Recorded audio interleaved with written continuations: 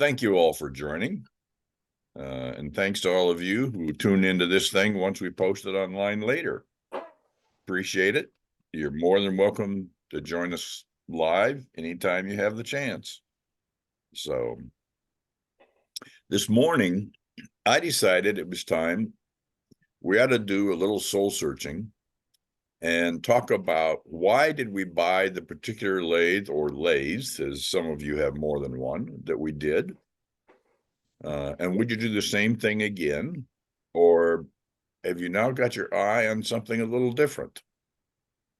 Now, in looking at this crew, I know several of you have the same lathe, but by the same token, there is quite a variety in the club. And so I thought we could start and let's hear what various people have done and what you're thinking about it today. Who wants to start? Well, I had no idea that I was going to get into wood turning when I moved here. And through being frugal on the amount of money I wanted to spend and the room I have, I ended up with a Raycon MIDI lathe, and that can swing up to 10 inches. And it in the scheme of things, wasn't that expensive. But now I regret, after working on lathes at Yavapai College and whatnot, not having something that has a larger capacity. But I'd have to convince my wife to park outside. So I'm kind of in a pickle for room too. So that was my choice and the reasons for it. But I certainly would like something larger. So, how many here have, raise your hand, have Powermatic lathes? About half.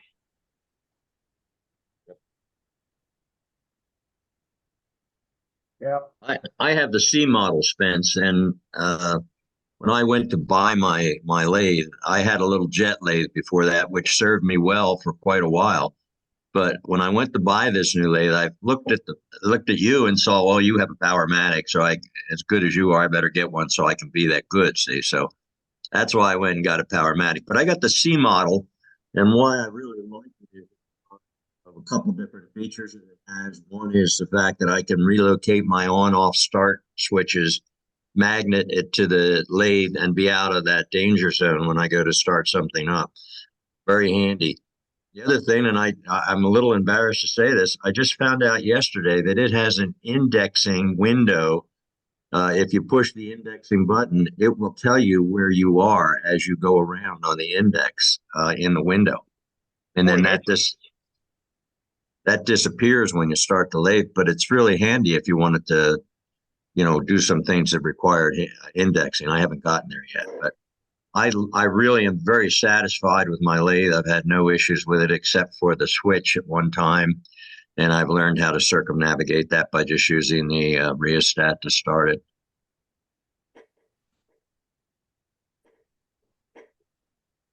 Speaking about the switch, for those of you that have a Powermatic, I've had mine for, I don't know, 10 or 12 years, at least that long. And the only issue I've ever had with mine was the switch. And unfortunately, or for whatever reason, Powermatic does not make a dustproof switch. So periodically, I open up the unit and use compressed air and blow it out really heavily. And ever since I started doing that, I haven't had an issue.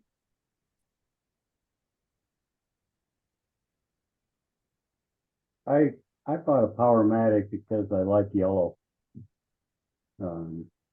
But also going back 25, 30 years ago, the old green Powermatic 66 was the Cadillac and so forth.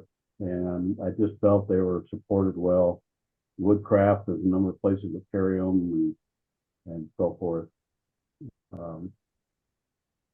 That's the only reason I really bought it. I wasn't too excited about starting with other types of lathes and a lot of manufacturers that I wasn't 100% behind or knowledgeable about.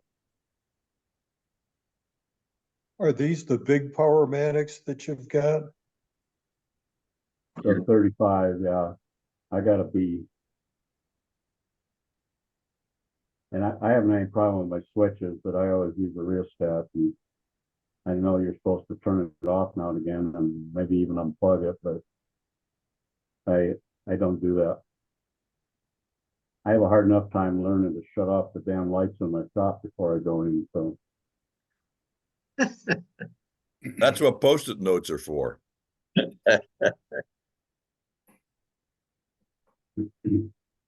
Put a motion detector on it, Dean, and that way it'll also shut the lights off so you can sleep when you're inactive. there we go. Yeah, the thing is, I'd be in the dark all the time because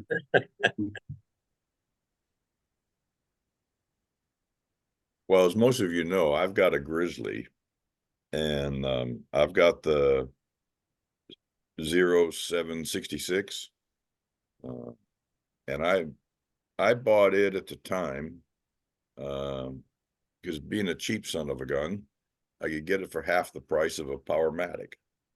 Now, there are some things you do give up.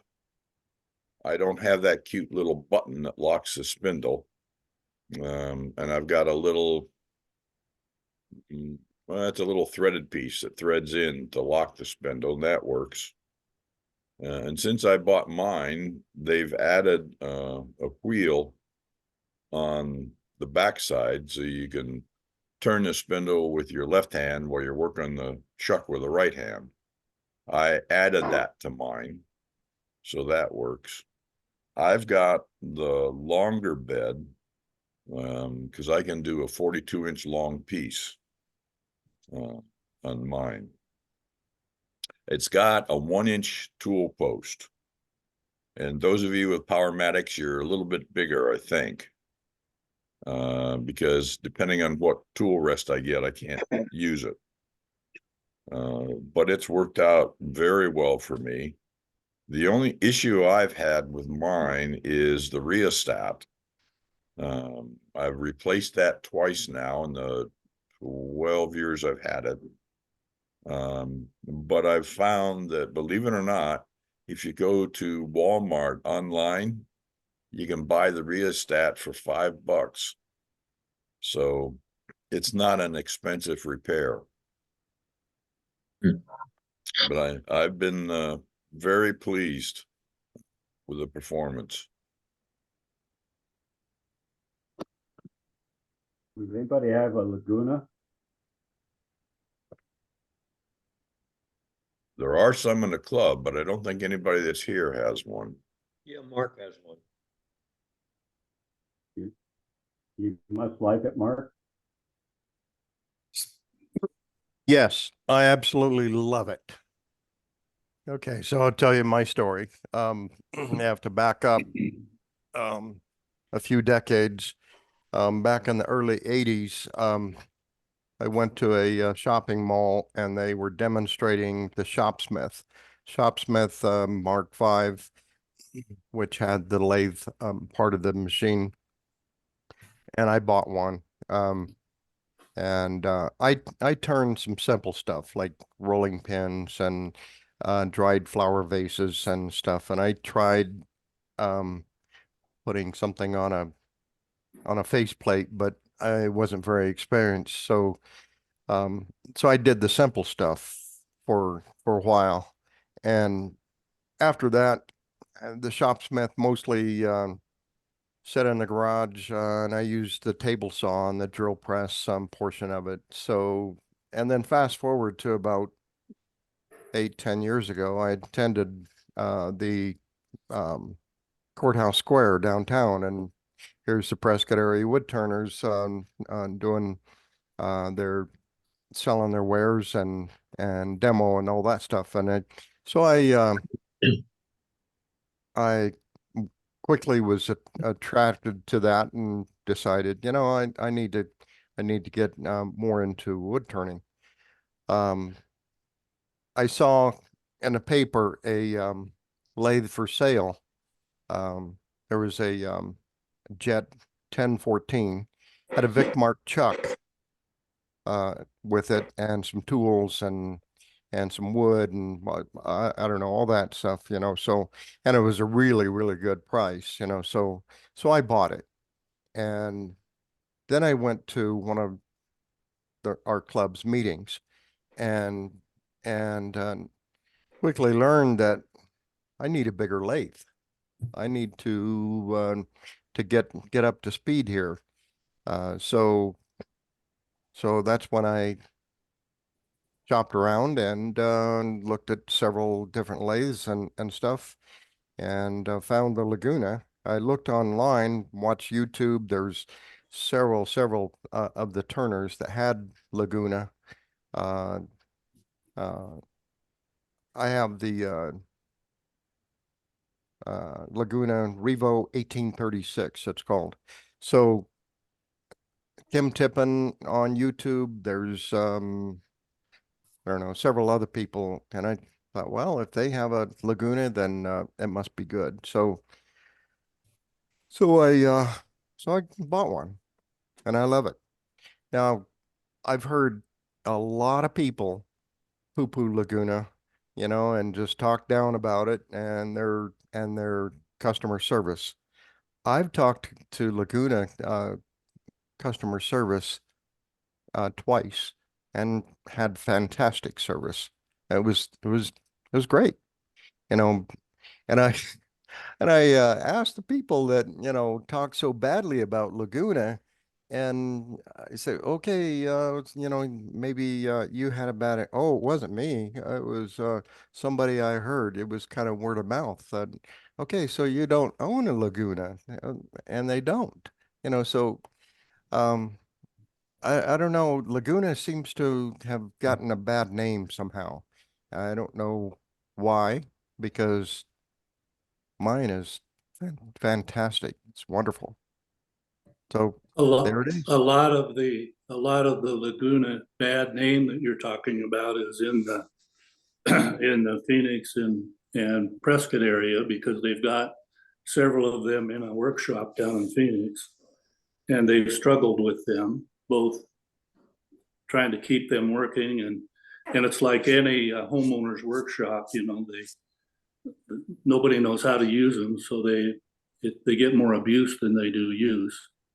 But Laguna makes a good machine, and they went through a period where they moved their major operations out of California, and you know, Laguna started in or around Laguna Beach, and when they moved out of California, they had some, as you would expect, some growing pains, and I've turned on several of them, and they're good machines. I will say we went down to Rockler a while ago. What was it, Mark? A couple weeks ago, and they had put together a studio for giving classes. They're all Laguna lathes in there. I think they have what, 4 of them? Well, anyway, backing up a little bit, I've had nothing but good performance out of my Laguna. When I called Laguna, I had a issue I didn't really understand about power. If you plug into an outlet that has GFI protection on it, it's not going to work. I plugged it in and turned on the machine, and boom, it went off. And it turned on just for about 1 second, and then went off. And I didn't know what was going on. So, you know, being the dummy, electrical dummy like I am, you know, I called Laguna, and the guy, he was great. You know, he walked me through it. So, okay, let's figure out what's going on, blah, blah, blah, you know, and says, you know, after checking several things with the machine, he said, what about your electrical power? You know, what are you using? So 110 standard, you know, and And he said, "Is it GFI protected?" And I said, "I don't know. Let me go check," and so there was not the GFI button on the outlet that I had, but it was on a previous outlet, which it was in the same line. So, I said, "I think so." He said, "Well, try to find an outlet that's not GFI protected, run an extension and and um and then plug it in and try it." So I did that and and it worked. I'd go, I'll be, so the guy was great. So I don't know why other people have had bad service. I don't know. Mark, did they call you? Did you get a live person when you called, or did they call you back?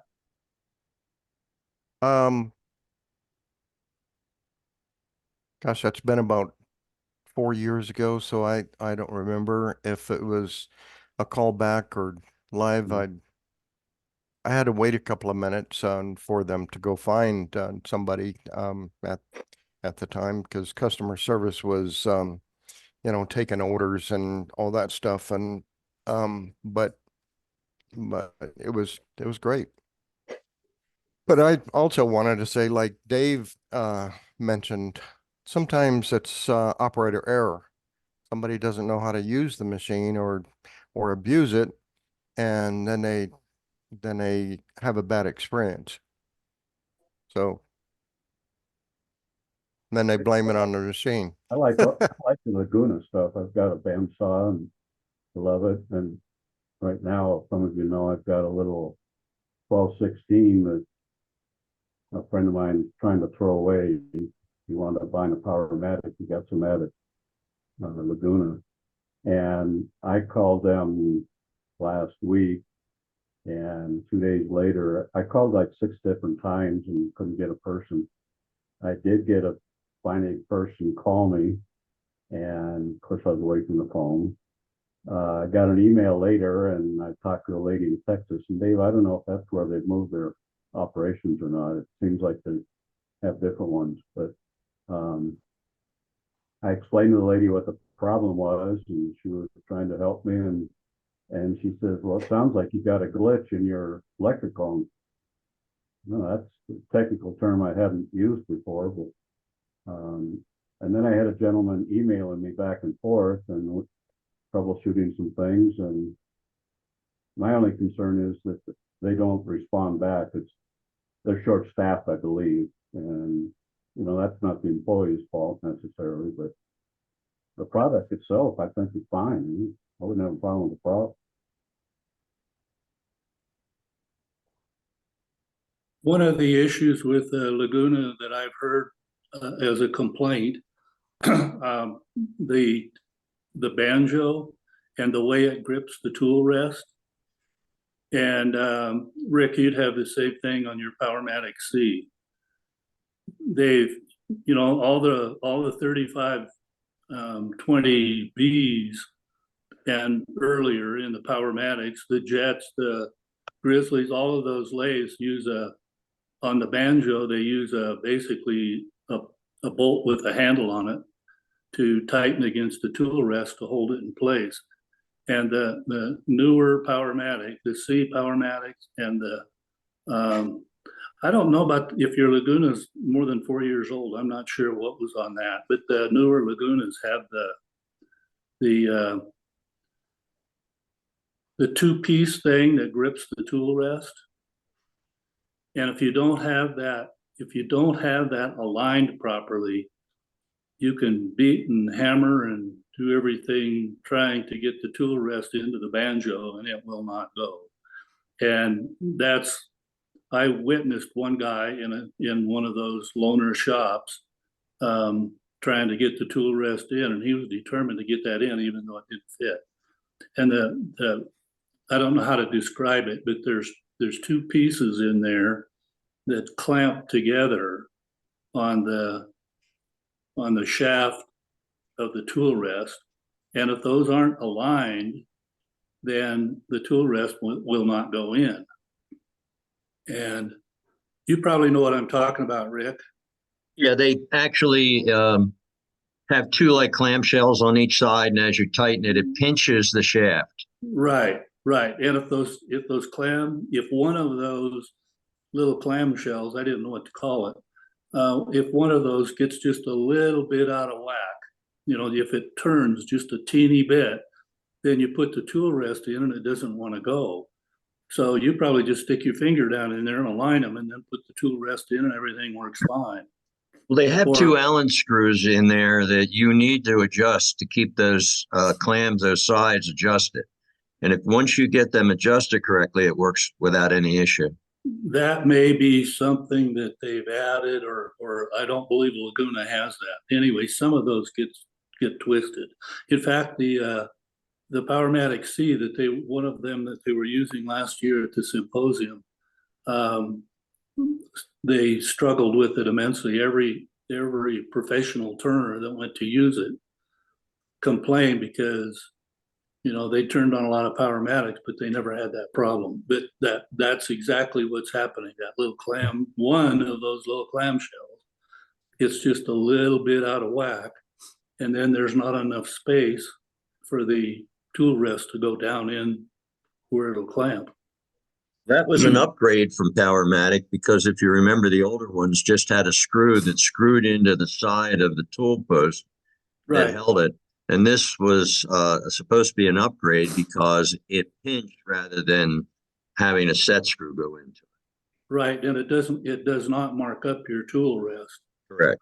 For those of us with the other models or your Grizzlies and the Jets and all the older Powermatics, if you really crank down on that handle to lock the tool rest into the banjo, you're actually marking the tool rest. You're putting a little fuzzy mark onto the rod of the tool rest. So that was Powermatics, and that's a methodology or a feature used on other lathes, on metal lathes, for years and years and years, that pinch process. So it's not new, but it's new to the banjos on Laguna and on Powermatic.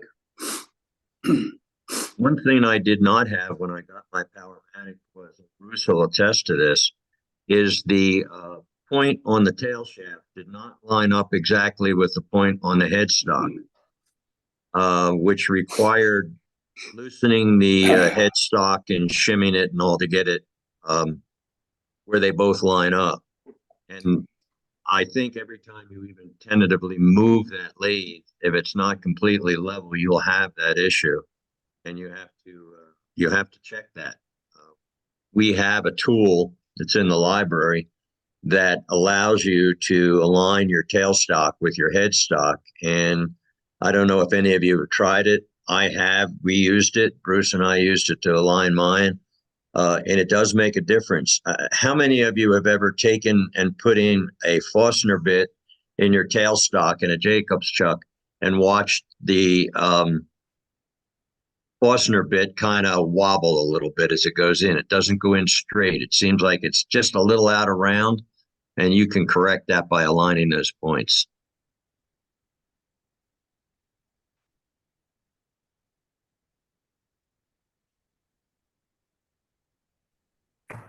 Dick Kelly, tell us about your lathe. Well, I've got two of them. I started turning maybe 15, 16 years ago, and I first got started in Maine at the Center for Furniture Craftsmanship, which is not too far from where I live.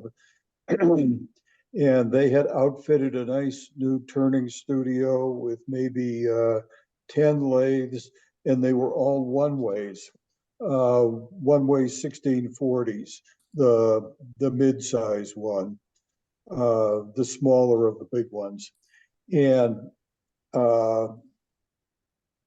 I put it in a little shop building, and I had to put in a level floor first, a level strong floor, and put in 220. And the one I've got, and and you buy them from well, you don't exactly buy them from the factory. I bought mine from Alan Lacer, and I really didn't know anything about turning. This was going to be my first experience to see whether or not I was going to like it. And so at the time, I was taking a class, or about the same time, I was taking a class at Yavapai from Phil Brennan, and he got me a good deal from Alan Lacer on it. It is, and when you order from One Way, they build it specifically for you. And so you can designate the features you want on it, and that's how they build it. I've got a 2 horsepower one, and there are 2 features that I wish I would have gotten and known about to get, because I got them and haven't been able to install them right, because like Mark, I don't know anything about electricity, and I could have had them put on when I ordered it. And one is the remote switch with the with the magnet on it to locate it anywhere along your lathe, so it's convenient for you. And the other is an RFI filter. After I was using it which minimizes the AM and TV reception and I had my neighbor from across the street come and say, would you please not use your lathe when I'm trying to listen to PBS on the radio? And because using my lathe was causing interference on his reception. So I got one, but I couldn't get it installed because I don't know how to do it.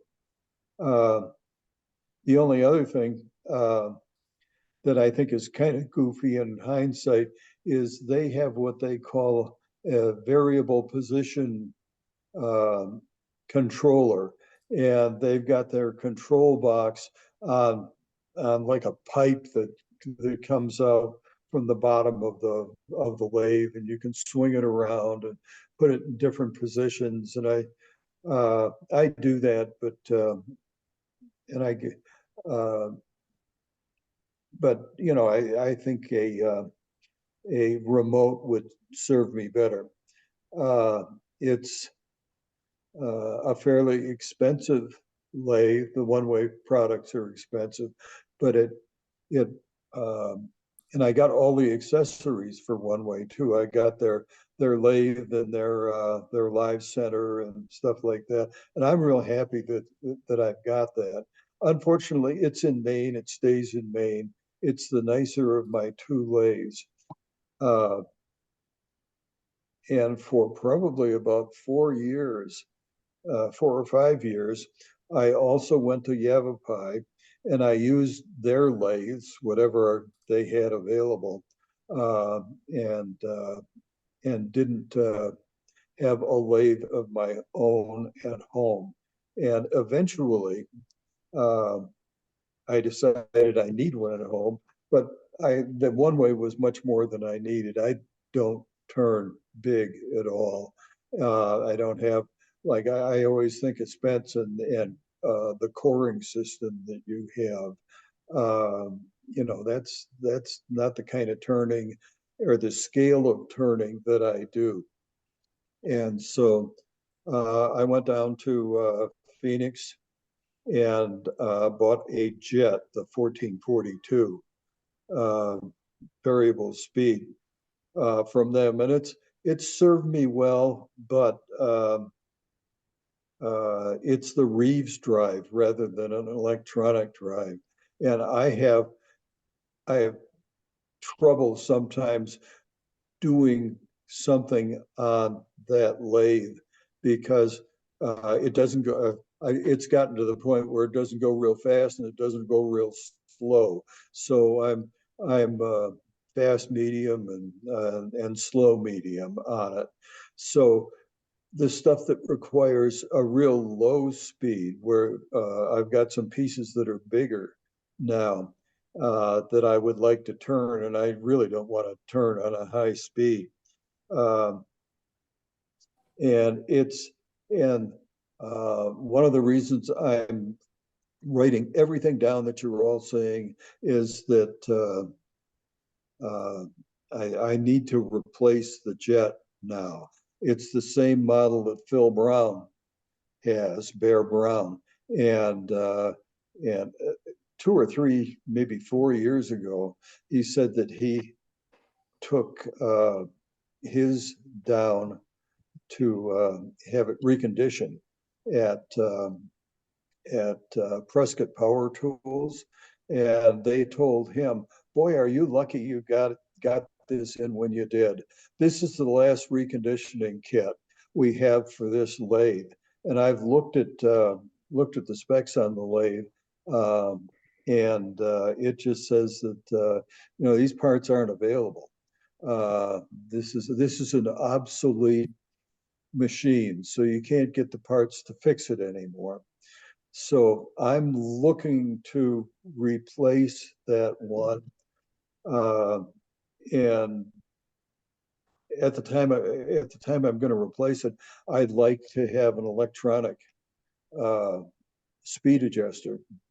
And so that's my story with the with my lathes. The one way is nice. It has a reputation for being really good to keep aligned with the headstock and the tailstock, like we were talking about with the Powermatic and some of the other ones where you have to kind of really be touchy and readjust it. Yeah, I would get another jet, but what I'd ideally like to do, and I'm just facing this problem now, is contacting them and seeing if I can use the parts of the old lathe that's busted now, because it's part of the Rees drive. It's just physically busted, and the parts to fix it are no longer available. What part is that, Dick? I haven't taken it apart to see, and so I don't know, because actually I was fiddling around with it last night because I was looking at other lathes and features I like, and this one has a pivoting headstock and a banjo extension, so that although the swing is just like about 11.5 inches over the banjo, you can pivot the headstock away and use the extension for the banjo to turn a larger diameter than that. It doesn't seem real safe to me, just because it's bigger, which is why you're using that the piece you're turning is bigger because you're using that configuration in the first place. And when you use that configuration, you can't bring up the tailstock for to hold it in place with both front and back pins into the wood. So I don't know what to do. That's why I'm kind of doing this. I'm paying real close attention here. I really don't want to buy a whole new lathe. What I'd really like to do is just get a jet, a more current jet headstock, because I don't think I can get this one I don't know if I can get it working again, but I am currently doing carving instead of turning because I don't have a lathe. And I'm fiddling around to see what to do next. Dick, What's where's the happening with the motor? lathe, Dick? What's Pardon? happening that it won't work? Is it like bearings or is it controlling or what? Well, I don't know. As I say, I was fiddling around with the jet. I'd never really turned with the headstock unit pivoted on the ways, and so I was going down to see if I could do that last night while I was looking at stuff in preparation for this talk, and I think that I have busted part of a physical part of the Reeves drive just by it was 11 o'clock at night, and I gave the Reeves drive a real good sharp turn and heard something give something Bonk. metallic give way up in the headstock. So I thought, well, tomorrow's another day, and so I'll get it taken apart and see what's busted. But maybe I can fix it, maybe I can't. Dick, is your motor behind the headstock or down below it? It's behind. That uses, I'm not familiar with the Jet, but the other brands that use that particular drive depend on a big coil spring back there to put the pressure on to make it work. And one of the issues that those lathes created was people try to run the handle to change the speed when the lathe is not running. And if you take that part in the headstock, it should be on the front of the headstock. You open it up and look at it. You can probably see something in there where that handle has been turned when the lathe or attempted to turn when the lathe is not running. And there are little parts and pieces in there that break because of that. I think that's what I did. You're not supposed to move the variable speed handle unless the motor is running. And everybody tries it with the same end result. After you do it a few times, something will break. Anyway, most of those parts in there, if you open it up, I fixed several of them, not a Jet, but several of the Rockwell Deltas that work that way. The parts in there that break are, you could make them or buy them at the hardware store. Okay, I will take a look. Yeah, I was doing something different and trying to use this this pivoting feature on the headstock, and I wasn't actually going to turn anything, so I neglected to have the lathe running at the time because I was just trying to configure it in a way that I hadn't before. Oh my. Okay. Well, I'll It comes apart right on the front of the headstock. Comes right out of the front of the headstock, I think. Well, yeah, I've had the headstock apart because there's an adjustment that you got to make.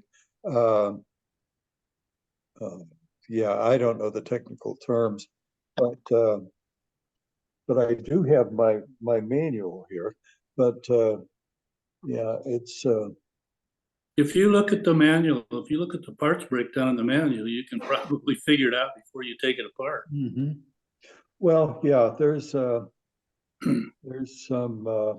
Oops. Anyway, yeah.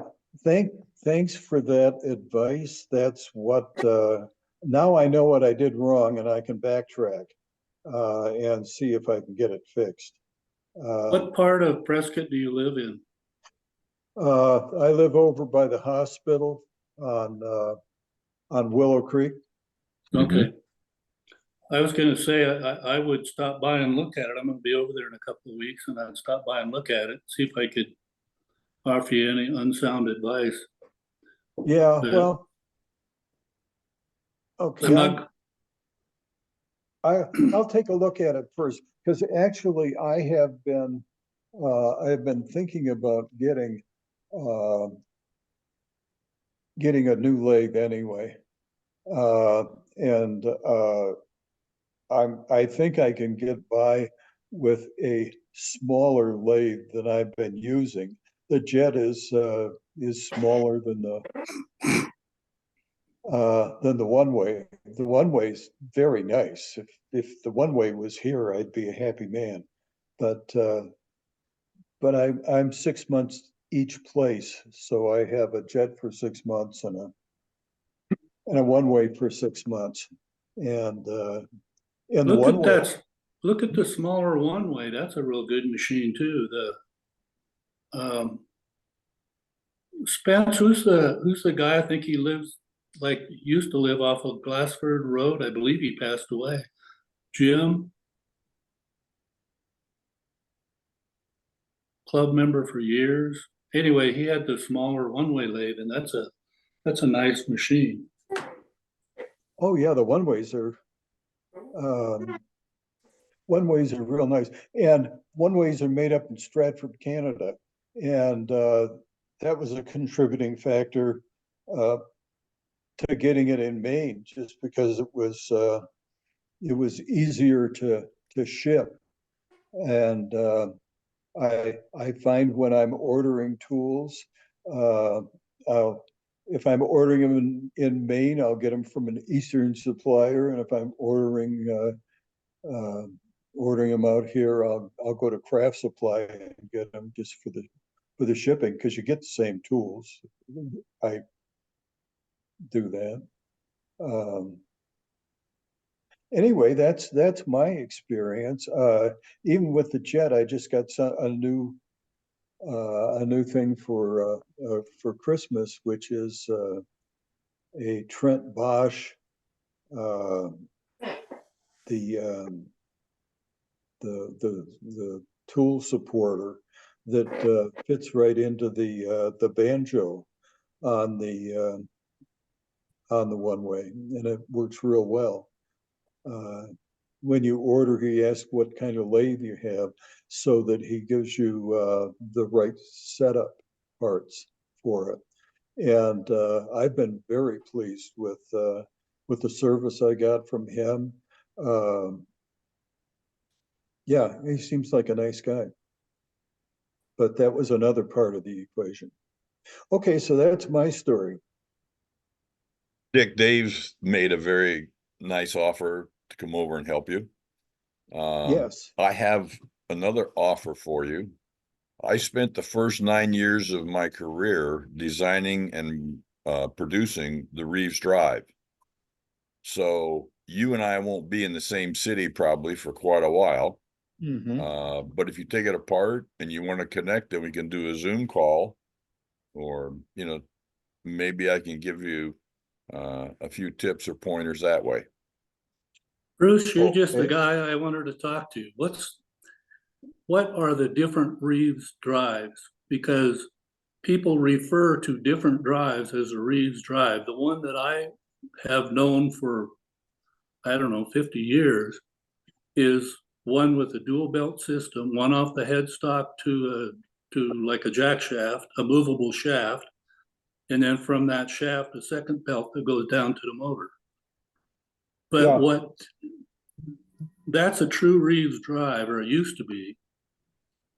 Yeah, the Reeves Drive originally was set up and designed for primarily conveyor belts and things like that.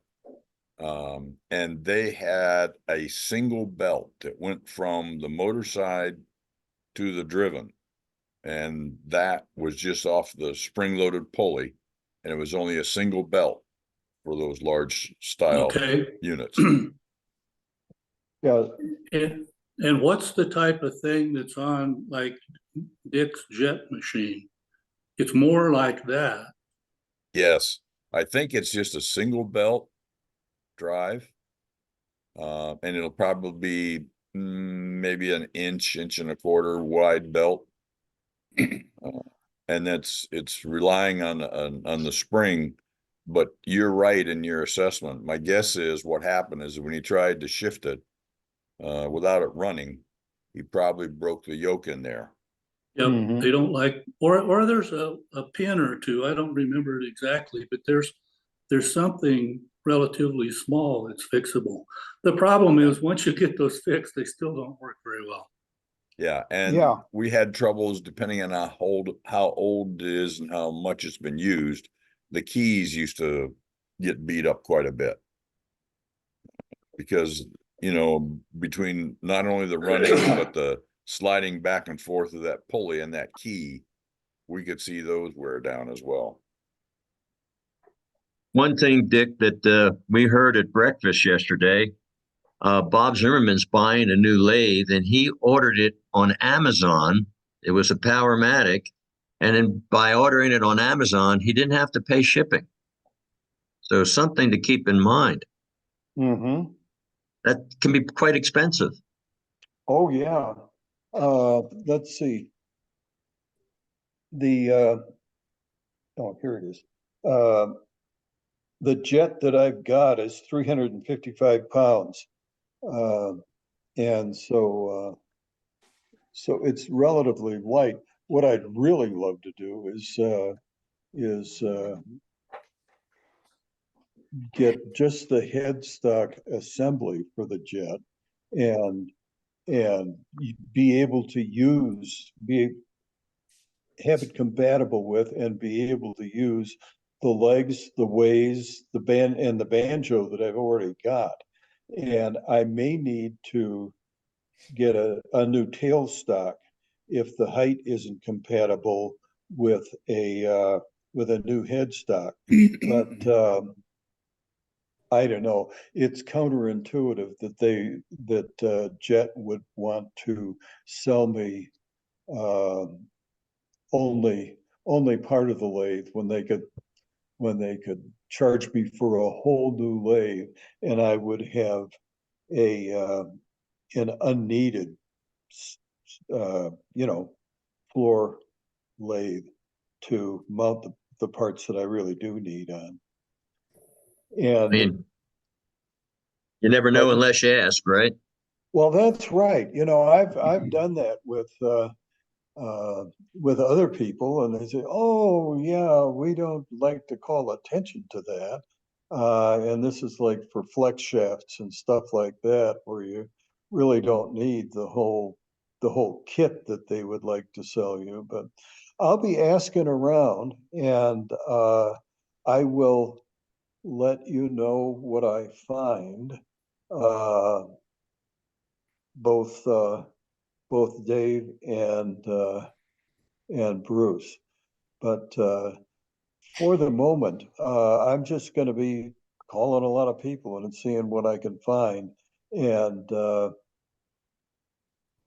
yeah, because this is not, yeah, I don't want to go super economical, but to comment on your comment, Dave, even before I busted up my jet, I was thinking about downsizing to a smaller one-way. So I may just be doing that anyway. The other thing you may want to do is Google refurbished jet powerhead and see Okay. what comes up. I'm writing that down. Dick, if I can offer some suggestion here too. I've migrated through a couple of different lathes, and I currently have a Jet 1840, and I like it very much. And you mentioned something that you were looking for in a slow speed, variable speed. Well, the 1840 will go down to 40 RPM. And the 1220, I also have a Jet 1220, 1221. It'll go down to 60 RPM. And so if you're really looking for something that has that slow speed capability, which I have used while leaving an item on the lathe and turning with a coat of polyurethane on it. Mm-hmm. By turning slowly, it spreads that out so you don't get drips. Those two are capable of that. And the 1840 might have a headstock that you could just swap out with your existing jet. I don't know if the ways are the same or not, but I found it to be very capable. The reason I went with that instead of a Powermatic is simply price. And it's the only problem I've had is the same thing Spence was talking about. The switch got dust in it. And I had very good technical support from Jet. They sent me a new switch. I swapped it out. Things were fixed and I'm back in service. So Okay. that's an option that you might want to consider if you don't want to go a whole different lathe. Well, all the fixtures and stuff I've got, and I have to change the size of the mountings when I go between, but I've got the adapters to use either the one way or the smaller jet. So that's doable without too much trouble. And I already have the one-way scroll chuck, and I really like they've got proprietary technology, and they don't have the angled jaws on it. They've got a different set of jaws, and so when I go back and forth between here and Maine, I just put stuff like my some of my tools that are some of my favorites, plus plus the chucks in a UPS box, and just ship them to myself back and forth. I've gotten from 7 UPS boxes just by gradually replacing and having duplicates in both places, down to 3 UPS boxes. But it's not an ideal situation because neither one of my shops is very good. They're both pretty small, and anyway, that's my story. Well, I've been very pleased thinking small. I started out with a 6-inch metal turning lathe that I converted for wood turning. And that Shame on limitation you. of 6 Shame on inch. you. Well, Shame on you. yeah, I still have it, Dave. The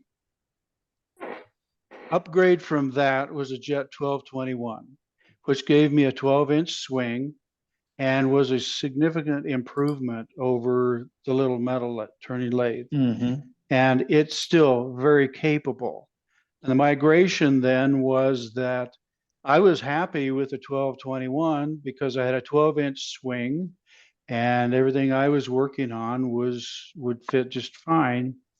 Then Kathy got introduced to wood turning, and we found out we were both competing for use of the lathe, and she felt sorry for me, so she said, well, I'll buy you another lathe. So because I'd had such good luck with the Jet, the 1221, I looked at the Jet's larger one, and I ended up with an 1840. I looked at that versus a Powermatic and simply made a economic decision. The Jet was about half the price of the Powermatic. And so far, it's been just as capable, I think, as the Powermatic. So that was just a financial decision. The Jet that I got also, it does not include the remote control switch, but it does have a remote off switch that you can place elsewhere along the lathe as just a large button that you hit for an emergency stop. And again, the only problem I've had with the larger lathe is the switch getting sawdust in it. And I've had good technical support from Jet for that lathe. So to me, it is an option, but I've not looked any farther for any other lathes to compare it with anything else. So that's up to this discussion today, I guess. But I Okay. do like the fact that it will go at a very slow RPM when I need it, and it's 2 horsepower, so it has enough force for me to hog through the materials of the size I'm doing. Okay, Ken, I'm impressed, Ken. You're one of the few guys I know that got a free lathe and didn't have to buy it. I know, Well, I like that. I wouldn't say it was free, but I have a very lovely wife. Oh, he's paying for it. Mhm. Yeah, I have, I can take the high ground with my 2 lathes because Mary has 4 looms. So, Hmm. You've got some what? catching up to do. I have a comment on what you guys have been saying about turning big and turning small. I have the Powermatic, whatever the mid-size one was. When I was started wood turning, taking the class, with Ed Jones made the comment of, you're going to get something, get a good one to begin with, because otherwise you'll be trading in the one you buy cheap for another one later on. So that's why I got the Powermatic. And I bought it through Woodcraft. And Ed Jones, being a former salesman, life insurance salesman, I think, and then a contractor, he kind of knew how to negotiate. And he had bought one from Craft Supply.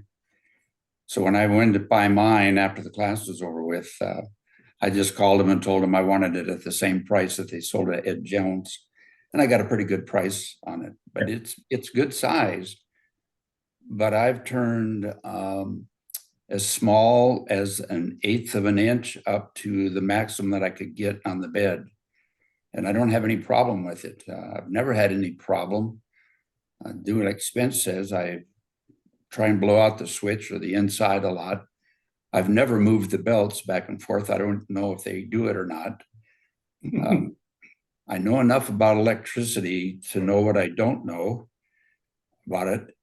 So rather than put one of those fancy new buttons on and off switches on the lathe, I think Bruce or Spence, one of the two of you, or maybe both of you, I have a regular wall switch and an outlet, 110 outlet, even though it's a 220, I have a 110 outlet attached to the right leg, and there's a switch there. So I don't have a suicide or whatever you want to call it switch. I can, if I'm on that side, I can turn it off and the lathe goes off, but it doesn't have the brake to slow it down. But it still works. I'm still get out of the way. So I don't know that big lathes can't turn small. They can do pretty good. At least I can. So just thought I'd bring that up.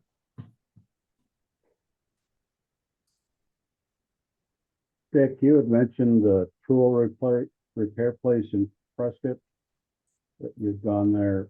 I don't know how many of you realize they have closed up. They moved over to 6th Street, and I had a lathe repaired thanks to Rick. He helped take it apart. That was the schools, and this was before Christmas, and I went over and paid for it. And a week later, I went back to get another copy receipt, and they were closed. They moved everything down to Phoenix, so we don't have that resource anymore. Okay, that's too bad. I knew that they had moved somewhere, but didn't know if maybe they just moved out to PV, but Phoenix is another question. Yeah.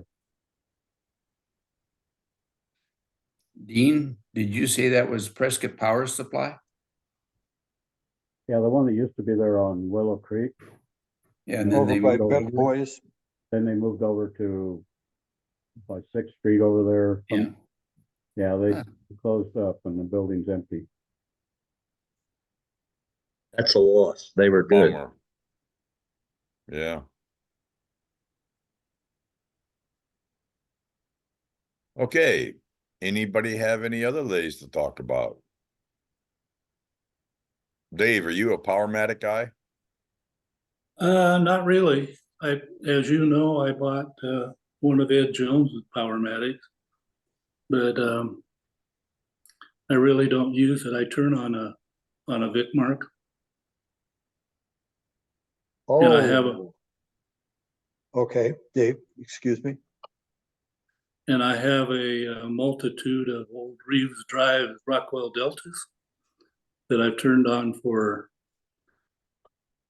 One of them I've probably used for 50 years. I still use it once in a while. I had it set up when I was doing weird hollow forms back in the 80s. I had the electrical, of course, they were all old, none of the electronic drives that we have now. It was a Reeves variable speed. And I had it set up. I still have it set up and I still use it sometimes because it's the only way I can do some things. It has a foot switch that, back up a little bit. I have a switch on the lathe underneath the bed of the lathe that I have either in an on position, which is up, or off position, or down position, which is down. And if the switch is in the up position, the lathe just works just like normal. You push the button on the headstock and it goes, and you push the red button on the headstock and it quits. If you put the other switch in the down position, then it puts the power to the foot switch. So what I can do is I take a turning tool and go in a little tiny hole. So if you've got a little hole in your hollow form and you stick the tool into the hole, the tools are sometimes bent into a U so that the cutting surface is over here. And trying to get that tool into a rotating object is like trying to commit suicide. So what I was doing was I would take that U-shaped tool with the lathe shut off, twist the cutting part into the hollow form, and then when I was all ready and on the tool rest and holding everything just like I wanted it, then I would step on the go button on the floor and turn the lathe on. If anything went south, got a catch or anything went wrong, as soon as I moved that foot and that shut the lathe off. And I used that concept for years and years. And when I got my, actually about, 6-7 years ago, I decided it was time for a new one. And I was shopping One Way, Robust, and Vicmark. And I talked to them at a symposium, all three of them. And I loved the One Way, but I did not like their headstock spindle.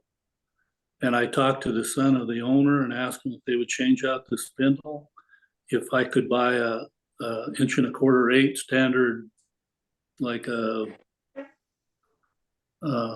standard size, American size spindle, ask them if they would machine one and put it in, and they would not. One Way would not do that. And so I ended up, Spence, you may remember this, I wanted to try out a Robust, and they had some in their advertising for Craft Supply. So I signed up for a class at Craft Supply so I could go up and try out a Robust and a Vicmark, because I knew they had Vicmark. And Spence, I think you told me, you had just been there, I think, and told me that they had some Vic marks in their class. Well, they also showed pictures of the robust in their class.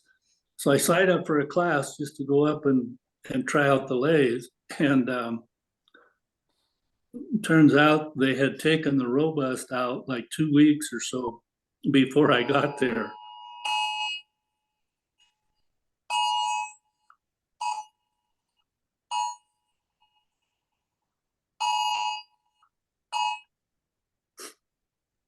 That's me. We're under a severe storm alert of some sort.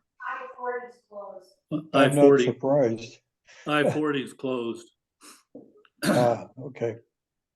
So anyway, I got there. They'd taken all the robust out, so I didn't get a chance to try one there. But I ended up trying the robust. I did not like the stainless steel bed. I would have gotten the one way if they would have just changed the spindle out for me. And Vicmark actually told me that they could provide drawings of their electronics, of their Fuji controller, so that I could make it function like my old Delta, and with the foot feed. And so I bought the Vicmark. I love the lathe, but the controller on it is a Fuji out of Japan, which a lot of them are. And instead of the deal that I thought I made with Craft Supplies and Vicmark was they were going to diagram it for me so I could just follow the little pencil marks and hook up the power to get my foot feed to work.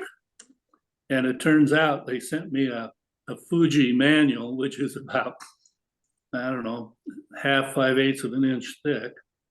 And I've had a lot of electronics experience, but when I got into that, it was about 1/4 of an inch over my head. And I ended up putting on basically a switch that shuts it off, but I haven't figured out, well, I haven't tried. I haven't figured out how to start it that way. And any of you with Powermatics, if any of you guys that I like my switch, instead of on the headstock, I like it on the tailstock or on that end of the lathe. And any of you guys that want to do that to your Powermatics or Chets or whatever, that's easy to do. And just add a switch box and dust proof it and put it on the other end of the lathe, or put it on magnets so that you can move it wherever you want. Right. Yes, Ken, you wanted to ask something. I'd like to put Kathy on the spot for a minute here because we're talking about lathes. And when we were at Craft Supply in our recent classes this past year, she was, correct me if I'm wrong, but Kathy, I believe, was using a Vicmark lathe. And I believe she told me that she really liked that. So I'd like her to weigh in on the Vicmark lathe, if that's okay, Kathy. Well, sorry, I did like the Vicmark. I didn't like the price on it because it was $5,000 to $7,000. Well, I won't get one very quickly, but well, Kathy, you don't have to buy one. I know if you bought one for your husband, I think it would only be right that he would buy one for you. And I can have. And you just happen to pick out the Vicmark. Yeah, exactly. I like the way it worked. As it was a comfortable height for me. It was a comfortable way of doing things as far as having a bar or where the controls were. I haven't used it for several months, but I could easily have enjoyed using it. It just seemed comfortable in the way it was easy to put things on it. When I came home, my lathe seemed like a little baby compared to that big. So, but he will share his bigger one if I have a bigger project. So I'm not worried about that. It just seemed very smooth and easier to manipulate some of the characteristics of speed and things like that. I didn't have to take things apart as much as I do with the jet lathe if I'm changing bands or things like that. So I don't remember Did- much about it, but I fell for it. Did you use the controller on the headstock, or did you move it over toward the tail end of the lathe? I moved it to the tail end of the lathe, but it That's what I just love, is having the controls on that end. yeah, it took some training, so I wouldn't turn it off at a wrong time. But other than that, because it's easier to lean against it. But That is one drawback. They have for those of you that haven't seen it, they have a red painted safety bar or whatever they call it that runs the full length of the lathe, and it hits me high on my thigh. And the concept is, if you ever get in any kind of trouble, you can just bump it with your leg and shut the lathe off.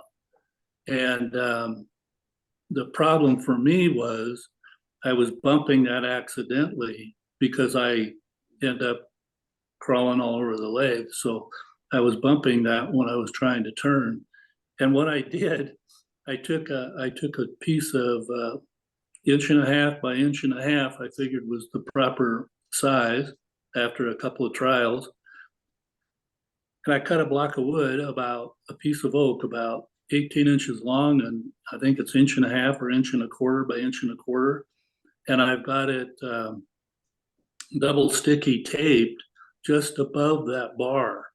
So now I can lean on the lathe and I can crawl all over it and I can do everything I want, and it won't accidentally shut it off. But if I need to stop it that way, I can still bump it easily with my leg. that's a good way to do it. I found that even crawling over it when turning the inside of a bowl after some training, I knew where it wasn't a problem, but it was helpful a couple times. It wasn't helpful if Kirk DeHeer walked behind me and pushed it just for fun, but that was so we need to stop and talk about this in a moment, but I just like the feel of it. But it's I love the lathe, and one of the reasons they like it there, they can come in with their little jackaroo, and if they know you're too short, they'll change that while you're on break. oh yeah, They'll adjust the height on that while you're on break. And I've seen them do that in classes several times, and people like that. And it's a little more difficult to do on their big Powermatics. So they'll probably always keep a few in there. But the thing that I kind of get a chuckle out of, if you watch all the high-end turners, and I'll put Kirk DeHeer in that class. If you see them do a video for Craft Supply, he's on a Powermatic. If you see him doing an IRD, he's on a Vicmark. Mhm. Same thing goes for Lucas. Same thing goes for a bunch of people in the US who actually sell Robust. They'll talk all about their Robust, and they'll show all their videos on the Robust and blah, blah, blah. And you walk into their shop when they're turning, and they're turning on a Vicmark. I just get a chuckle out of that part. okay, I'll take more note after this. I hadn't noticed that. So, but it does change height more easily. So I know that the shorter people in the class usually end up on a Vicmark. One of I put mine in with the intentions of bolting it down or screwing it to the floor. And that thing, I set it in place and I have not touched it since. And it's been there for, I don't know, 5 or 6 years. And it is Well, I'll tell you, I decided one day that since I live in a ponderosa forest, I should figure out something that I can do with a piece of ponderosa because it's pretty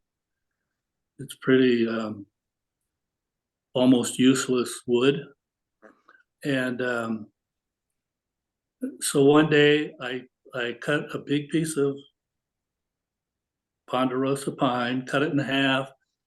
I was going to pick it up on the bandsaw and cut it round for a bowl blank, and I couldn't get it up on the bandsaw. So I took a chainsaw and cut the corners off of it, and I managed to hoist it up and screw around and mess around till I got it up on the lathe. Mounted it on the lathe. I'm on a chuck on the lathe, but it wouldn't turn because it was still too big.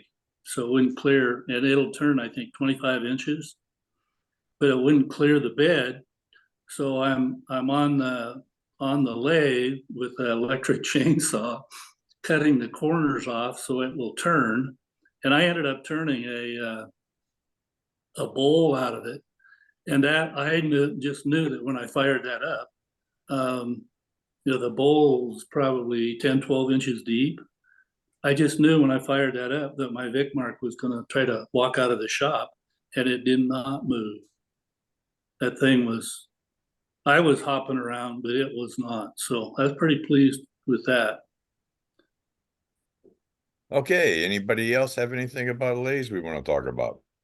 I thought of something when you're talking about your Vic Marks, because they're Australian, right? Manufactured. Yeah. The other lathe, I've never turned on it, but the other lathe, if I was investing in my expensive lathe rather than a downsize, is I would take a look at a stubby. Yeah, those are long gone, Dick. You'd have to find one. Well, yeah, I was looking at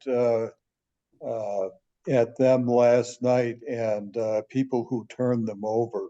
There's because there are professional turners who whose work I admire and is not real big, that use them. One is Jack Vessery, and the other doesn't use it anymore, but used to use it as John Jordan. And the stubby was the Cadillac of wood lathes for years. oh yeah, that's why I'd like to have one, but that ain't gonna happen. So No, that would probably cost you more than a new one way. yeah, If you found one. yeah. The But Aussies, anyway, I thought I would mention that just as the Cadillac of like you say, the Cadillac of the lathes. They have a bowl lathe, and then they have a long bed. That's why I was downstairs screwing around with the pivoting feature when I busted up my jet, because I wondered if that would give me the same off the bed configuration that a stubby is just built with. So yeah, next shame time on you me. decide to spin the head like that, instead of spinning it, slide it down to the tailstock into your lathe and turn off the end of the lathe. Well, yeah. My trouble is that I don't have much room in my shop. So everything I do is predicated on that also.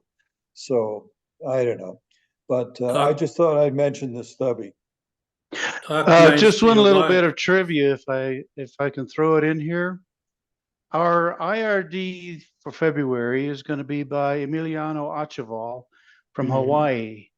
And Emiliano says in his bio that he started out with an Australian-made lathe, a stubby S750. So Oh, yeah.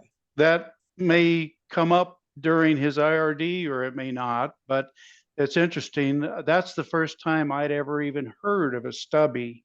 So it's interesting that you've brought that up today, Dick. Thank you. Well, There's- that's, that one that he has, I think, is a John Jordan design model. And it's even in the casting that it's of the metal part of the lathe, that it's one that John had them make to his specifications, presumably before John started selling robusts. Well, and Emiliano also says that he bought a new one in 2020, 3 horsepower Stubby 1000. So they were available then. So you're saying that they have stopped selling this since that time? I don't know what their story is. They've been, I think, probably like many, in and out of business. And I don't know whether that was when they were in or when they were out and back in or what. I haven't seen them lately. And I know, remember just before COVID, the guy, when I was doing the programs, the guy I had in that did that Wheel of Ecstasy or whatever it was. Yeah, from He New was, Mexico. pardon? From New Mexico. Yeah. Michael Alguire. Yeah, he was looking the country high and low, and in Australia, he was looking for a stubby and he couldn't find one. That's the other problem. And they also didn't, from the comments I read, they didn't seem to be real easy to work with across the ocean there. Well, why should they work hard to sell them in the United States when they've got all of Australia, New Zealand, all through Europe? That's what everybody over there used. And they probably couldn't even keep up with the sales of those. You know, another Australian one that followed was and I think the Prescott Club had one, maybe the Phoenix Club. Somebody had one in Arizona, Woodfast. You remember that, Spence? No, I don't know the name of that machine. They were green and kind of like, they weren't as big as a Powermatic. They were like 2/3 that size. And Craft Supply sold them, I think. But that was a good lathe, not as good as a stubby, but it was a good lathe, but it kind of went away. I'll get out of here a little bit. No problem. I tell you, Anything else? I think that pretty much does it.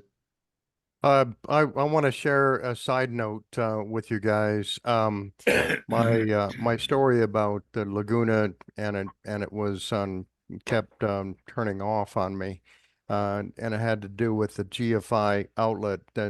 And maybe some of you guys know this, or all of you, but I didn't. And that is, if you have a freezer or refrigerator plugged into a GFI protected outlet.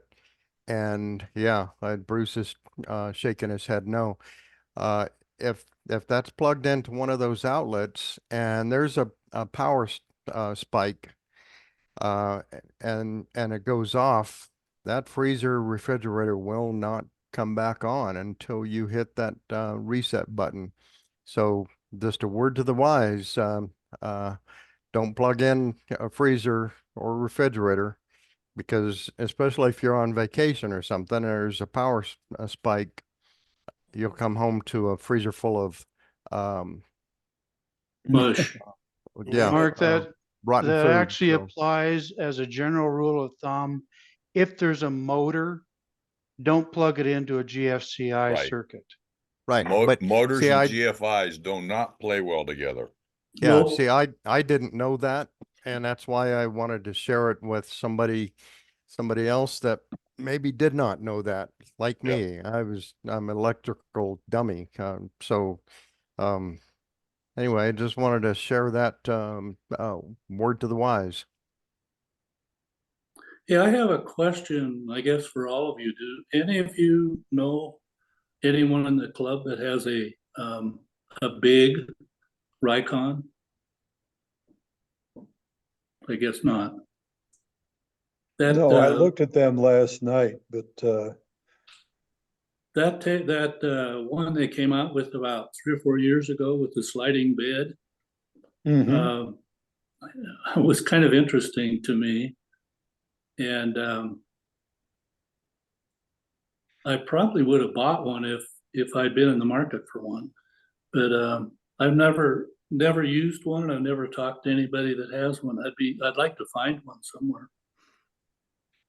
Yeah, I was looking at it for that sliding pivoting head feature so that I could get a relatively small lathe and still turn. I have about 18-inch in diameter, beautifully marked cherry Lazy Susan blanks that are about 2 inches 2 inches deep.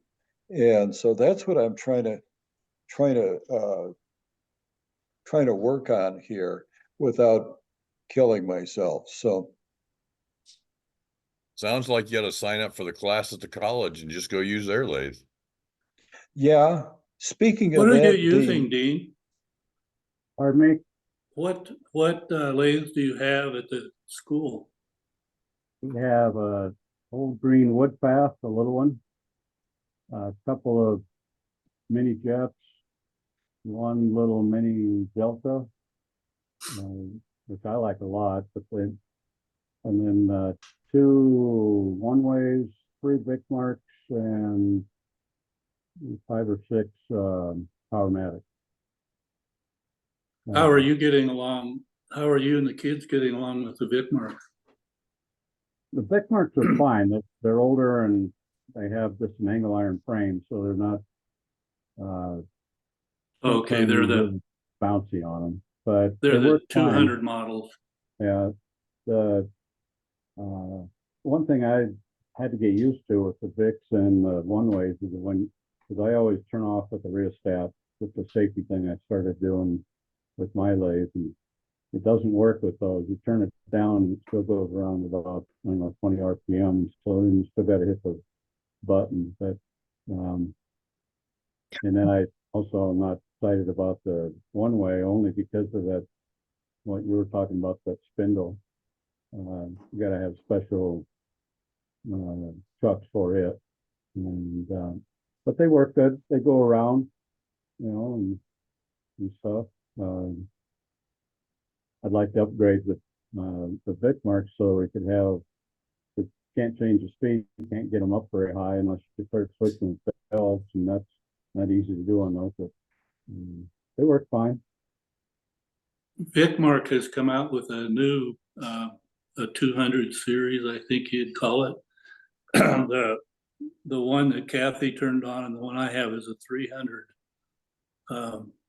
Their big one, and they came out with a 200 version, which has a lot of the features, and it has the turning head.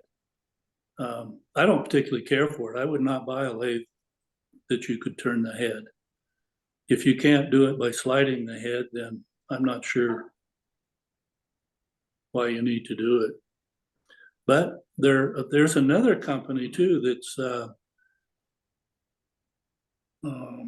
been big in Europe, and they're selling them at that store in Mesa. I can't think of the name of it, the pen turning store.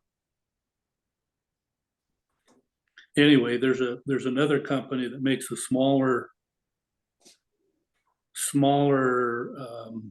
lesser quality, I would say, and smaller in weight and size. And you might want to look at that, Dick. It's they've got the twisting head.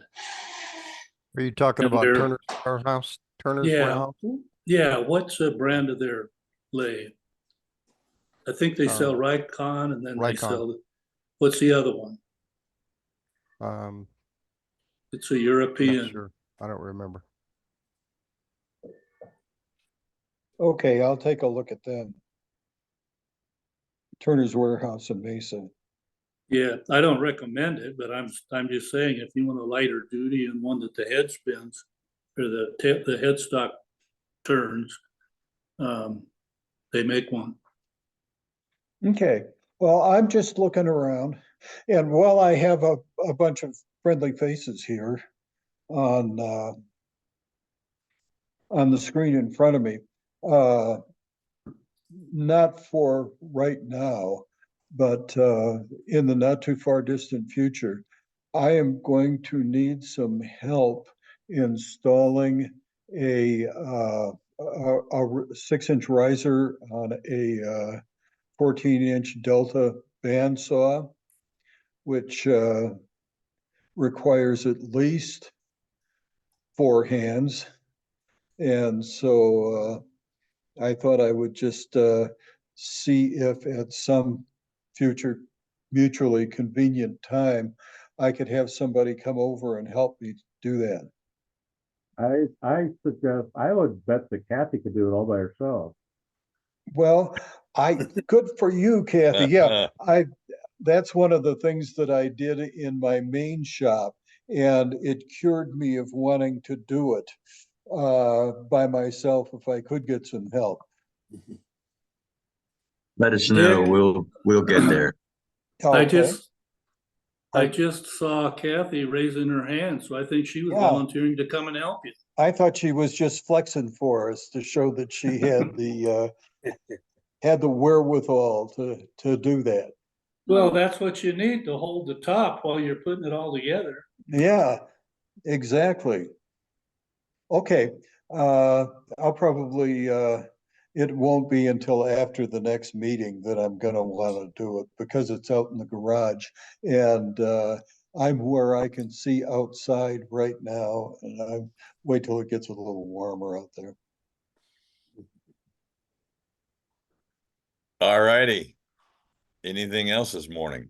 Well, Bruce, I was gonna ask if you had to get out your snow shovel. Well, it's hanging very handy in case it does get to that point, but so far I haven't exercised my arm to be able to lift it off the hook. Bruce, do we know what we're going to do for chips and grits next month? Not yet, but I've got a list of a couple things ahead, and Chuck had one that I remember. I got to go back and look at that, and that's probably what we'll do. Okay, you'll let me know. Yeah, Chuck's was on tool storage. Oh yeah, he did a nice thing over his lathe. That's great. Mm-hmm. So, all righty. Well, thank you, one and all.